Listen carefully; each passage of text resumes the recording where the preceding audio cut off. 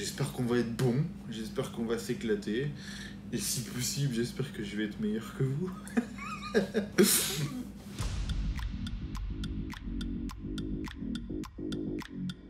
Salut, moi je m'appelle Alexandre Séni, voilà, je suis joueur dans Play to Give pour la région PACA. Et les pseudos que j'utilise le plus quand je joue, c'est Azarin et Ombre Étoile depuis très longtemps.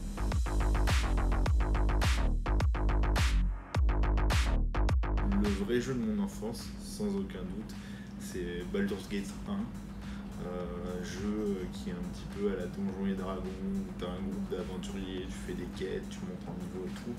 Et ça, à mon avis, ouais, les puristes reconnaîtront avec la vue du dessus en 3D et tout. Bah, c'était la belle époque, quoi.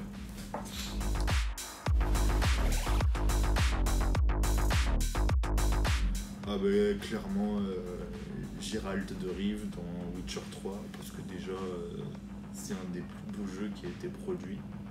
Pas le plus beau, mais un des plus beaux. Et puis parce que l'univers est badass, mais surtout ce personnage-là, il est badass, et moi ça me va bien.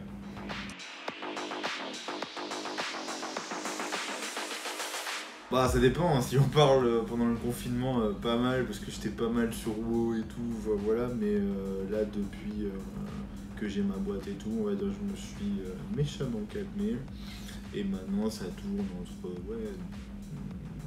2-4 heures par semaine.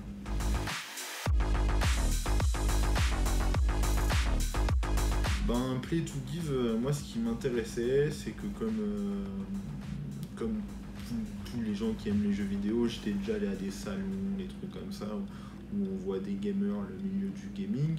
Mais là, ça m'a permis d'être de l'autre côté, en fait, de voir ce que ça faisait d'être un joueur qui va à un salon, de rencontrer des gens. Enfin voilà, c'est tout cet univers que j'avais envie de découvrir par ce biais-là. Je me suis jamais posé la question. Après, moi, comme ce qui m'a agréablement surpris en côtoyant les gens de Play to Give grâce au groupe Discord, c'est de se rendre compte que y a quand même un paquet de joueurs et de joueuses qui ont du niveau là-dessus.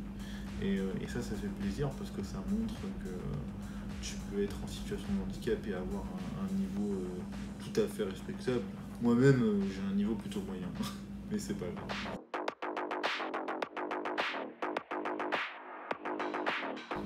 Je leur dis que c'est dommage.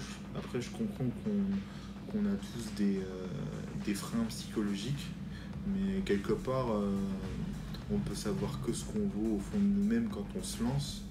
Et en plus, contrairement à ce qu'on pense, les gens sont relativement bienveillants quand tu joues, parce que ce sont des gens qui sont là pour s'amuser. Je te parle pas des grosses compètes où il y a de la pression, il y a un enjeu, mais moi j'ai jamais été maltraité parce que j'étais handicapé, machin, ceci, cela.